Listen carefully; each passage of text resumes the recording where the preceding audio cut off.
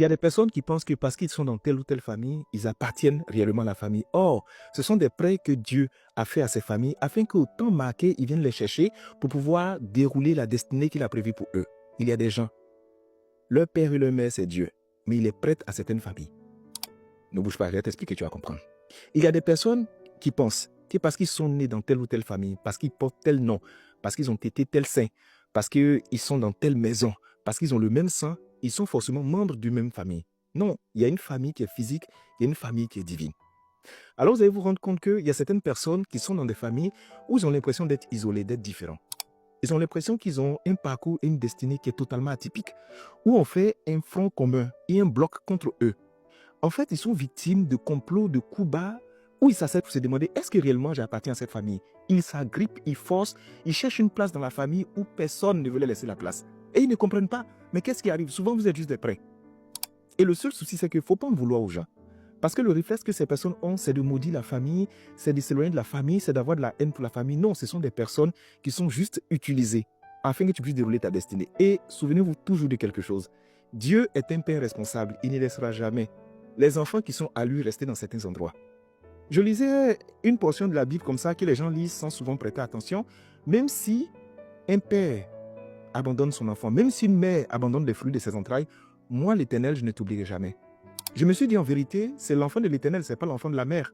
Les pères irresponsables, il en existe pléthore de pères irresponsables partout. Mais une mère qui abandonne le fruit de ses entrailles, une mère qui a l'instinct maternel, une mère qui a souffert 9 mois, une mère qui a un attachement profond et presque divin avec son enfant. Si elle abandonne son enfant, en vérité, ce n'est pas son enfant. Et Dieu se débrouille toujours pour que l'enfant qui lui appartient tombe d'une famille qui a des prédispositions pour abandonner les gens.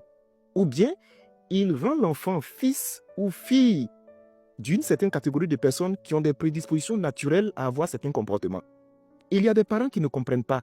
Pourquoi il y a autant de rejets? Ça ne marche pas. Ils font tout, ils essaient tout. Ça ne passe pas. Ce n'est pas leur enfant. Mais vous savez, Dieu dans sa bonté, qu'est-ce qu'il fait? Il peut les laisser te maltraiter, te mettre en retard. Mais c'est quand ils vont vouloir nuire à ta vie qu'ils vont se rendre compte qu'en fait, c'est lui qui est ton vrai père et c'est lui qui est ta vraie mère. Il y a une catégorie de personnes, on ne peut pas les tuer. Ils vont vouloir livrer la personne, ils ne peuvent pas. Ils peuvent empêcher la personne d'évoluer, mais ils ne peuvent pas détruire la vie de la personne. Et il arrive cette étape où tu te rends compte que si tu ne t'éloignes pas de la famille, tu ne peux rien accomplir dans ta vie. Donc il te prend, il te met de côté. Et c'est à partir de ce moment où tu rentres dans une forme de solitude que lui se présente comme étant ton vrai père et ta vraie mère.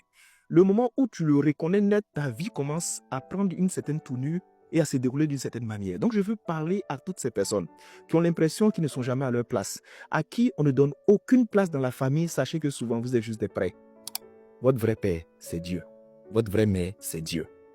Et vous apprêtez une certaine famille, ne les en voulez pas. Le jour où vous reconnaissez qu'en fait, la greffe ne passe pas et que la connexion ne passe pas, mettez-vous à côté. Connectez-vous à votre Dieu et marchez avec lui pour accomplir de grandes choses.